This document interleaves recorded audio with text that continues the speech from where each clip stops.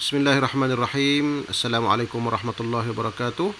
Kita sambung wazan kata kerja yang kita bicarakan dalam pelajaran yang lepas, iaitu kata wazan nombor 1, nombor 2 dan nombor 3. Dan untuk hari ini kita pergi kepada nombor 4. Nombor 4 ni, wazan nombor 4 ni dia ada panjang huruf pertama. Sebutnya ialah fa'ala. Fa'ala. So wazan nombor 4 ni dia ada satu makna yang nak kata standard tak juga, tapi dia ada makna yang agak agak popular lah. Dia maksudnya benda tu berlaku pertemuan. Benda tu berlaku pertemuan. Contoh perkataan kita nak ambil, contohnya saya ambil kat sini contoh Bismillahirrahmanirrahim. Contoh perkataan perkataan qatala. Qatala ni root dia qatala. Root qatala ni maksudnya bunuh ya, qatala. Dalam bahasa Inggeris pun ada kill. Qaf lam, jadi killing, bunuh, qatala. Jadi qatala wazan nombor 1. So nombor 1, wazan nombor 1 membunuh. So kalau qatala diturun wazan nombor 4, fa'ala, dia akan maknanya memerangi, fight. Yang ni maknanya kill, yang ni fight. Maknanya fight ni dia macam ada pertemuan lah, qatala. Itu yang boleh kita bagilah. Maknanya benda ni tak semestinya tempat 100%, dia mungkin 90% perkataan yang tawazan ni akan jadi makna pertemuan. Tapi kalau ada juga yang tak kena ya, ada juga yang lari sikit. Kadang-kadang tu yang lari itu sikit tu, kadang tu budaya bahasa kita, kadang kita tak dapat nak match dengan bahasa Arab tu. Tapi tak apa, insya-Allah untuk belajar itulah setakat yang boleh kita beritahu. Seterusnya wazan nombor 5. Wazan nombor 5 ni dia bunyinya ialah ifta'ala ya. Wazan nombor 5 ni ifta'ala tambah alif dan ta, jadi ifta'ala. Wazan nombor 5 ni saya nak bagi nama satulah wazan nombor 5 ni. Dia wazan nombor 5 ni wazan kita sebut wazan terbuka. Open source. Kalau orang belajar komputer dia ada open source, maksudnya benda tu sesiapa pun nak guna pun boleh. Ifta'ala ni yang open source. Dia memang tak ada satu makna yang khusus. Tapi adalah beberapa perkataan yang boleh kita buat panduan boleh lah. Tapi dia sebenarnya terlampau open ni wazan nombor 5 ni. Kita panggil wazan open. Saya nak bagi nama wazan yang terbuka. Ifta'ala. Contoh perkataannya kita katakan contohnya lah Contohnya saya ambil satu perkataan dia bukan banyak perkataan, tak banyak perkataan macam ni dia perkataan contohnya saya ambil satu perkataan Bismillahirrahmanirrahim. Perkataan kasaba. Kasaba, ru'uni kasaba ni maksudnya usaha. Kasaba dalam Quran ma aghna anhu maluhu wa ma kasaba, wa ma kasab. Kita jumpa dalam Quran ayat dalam surah Baqarah laha ma kasabat wa 'alaiha maktasaba. Laha ma kasabat, ada ta hujung tu, ta tu untuk perempuan, dia merujuk pada diri perempuan. Laha ma kasabat wa 'alaiha maktasabat. Langkah tukar tak sebut alif ni, maktasabat. Jadi kalau perubahan wazan ni dia open ni, kadang tu tak ada makna khusus. Cuma kita boleh katakan kalau kasabah ni beroleh sesuatu. Tapi kalau iktasabah ni dia ada makna sungguh sikit. Usaha bersungguh-sungguh, ataupun usaha dengan penuh, dengan beria-ria. Dia ada usaha dengan beria-ria, usaha dengan bersungguh-sungguh. Laha ma kasabat wa 'alaiha maktasabat. Kalau dalam ayat Quran tu dia maksudnya usaha diri itu akan memperolehi apa yang dia usaha dan apa yang dia ria-ria berusaha. Ria-ria berusaha tu ataupun berusaha dengan beria-ria tu dia macam dosa lah. Iktasabah tu dia maksud dalam ayat tu lah. Kalau ayat lain mungkin makna lain pula itu yang dimaksudkan dengan perubahan wazan 1 sehingga 5 tu. Dia tak ada satu yang standard lah. Cuma kita boleh boleh lah sikit kita buat petua tu Ghasala, ghain sin lam Perkataan ini juga banyak dalam Quran. Ghain sin lam ni dia bab wuduk bab wuduk. Faghsilu wujuhakum. Ghasala ni basuh. Ghasala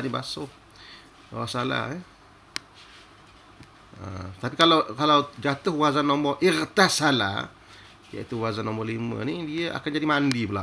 Jadi mandi. Jadi kalau ghasala basuh, ightasala. Iza apa dalam Quran tu, wa in kuntum junuban fatahharun. Faghtasilu.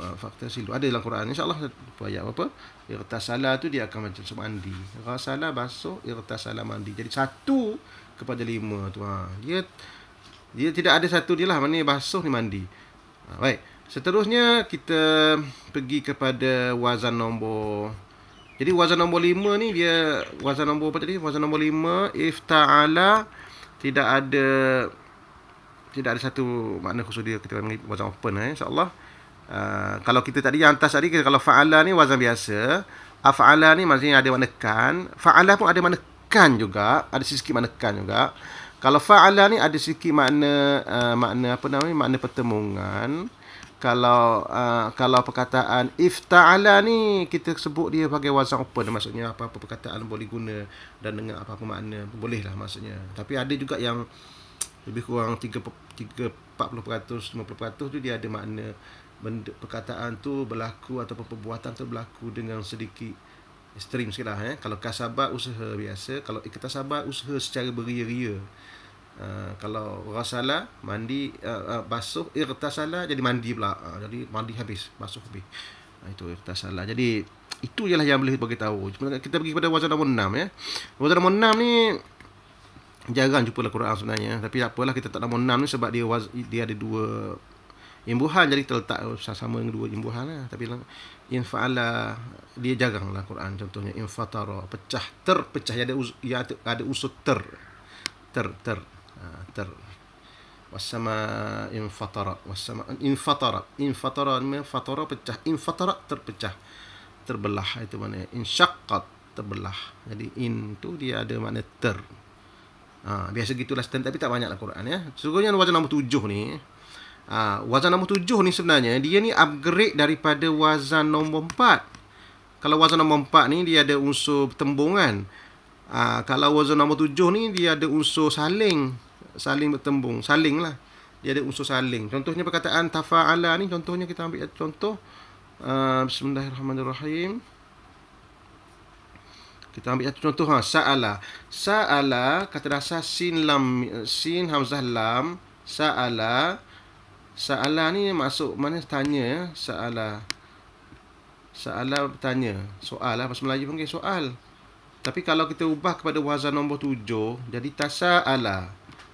Tafa'ala. Tasa'ala. Dia akan saling bertanya-tanya. Saling bertanya-tanya.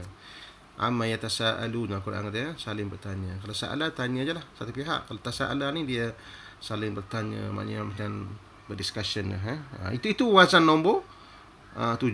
Dia ni adalah upgrade daripada wazan nombor 4. Baik, terus kita kepada wazan yang seterusnya, iaitu wazan nombor 8. So untuk wazan nombor 8 ini tafa'ala ya. Wazan nombor 8 ni saya nak namakan dia lah ni, saya ikut pemerhatian saya lah. Dia ni wazan open juga. Dia macam nombor 5. Dia macam nombor 5 open kan. So nombor 8 pun kita openkan dia. Maknanya kita open ni maksudnya kita tak dapat nak bagi satu makna yang standard. Maknanya setakat kita boleh baginya, memang tak boleh lah. Open yang tafa'ala open sangat. Saya tak berani nak bagilah. Sebab kita boleh katakan bahawa dia memang terlampau open wazan ni. Tak boleh nak kata dia ni ada makna tertentu. Ada juga guru yang bagi makna tertentu, tapi sebenarnya dia tak semestinya. Maknanya kemungkinan makna 30% baru boleh pakai makna tu. Tapi kita letak makna open kat situ, nombor 8. Contohnya saya ambil satu perkataan Bismillahirrahmanirrahim, yang ada wazan nombor 8 ya. Contohnya alima, wazan nombor 1, tahu. Allama, mengajar. Bila jatuh wazan nombor 8 je, jadi belajar. Mula-mula kita tahu, kita ajar orang, lepas tu orang tu terbelajar, jadi menjadi belajar. Ta'allama, dia jatuh wazan nombor 8, ta'allama, menjadi belajar. Jadi itu antara makna je lah, tapi dia tidak ada standard lah maknanya. Kena ingatlah tu, kalau allama mengajar, khairukum man ta'allamal Quran, ta'allama, belajar, wa 'allamahu, dan mengajarnya. Jadi itulah yang boleh kita bagi tahunya. Ada lagi tak? Contoh perkataan lain pula ya. Contoh perkataannya. Ini di antara perkataan daripada wazan nombor 8 tadi. Tasaddaqah. Daripada kata asal pertamanya sadaqah, maknanya benar Lepas tu dia ubah jadi saddaqah, maknanya kita benarkan, kita sahkan. Lepas tu diturun nombor 8, tasaddaqah, bersedekah pula. Apa kaitan bersedekah dengan ini? Jadi dia tidak ada satu standard. Kalau jumpa perkataan waman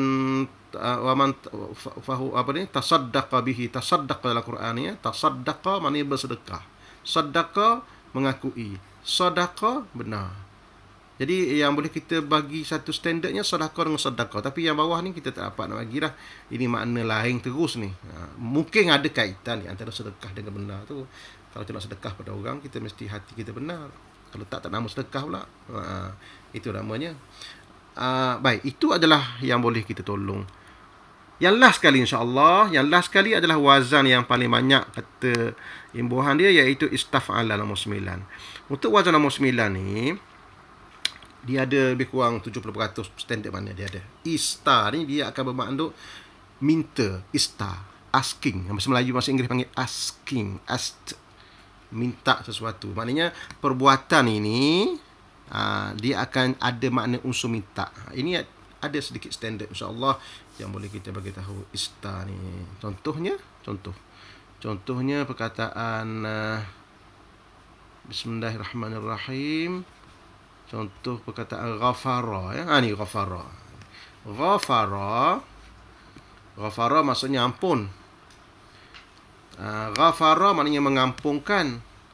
Istaghfara tambah sin dan ta ni ya, alif sin ta ini, dia akan ada sedikit makna minta ampun. Minta ampun.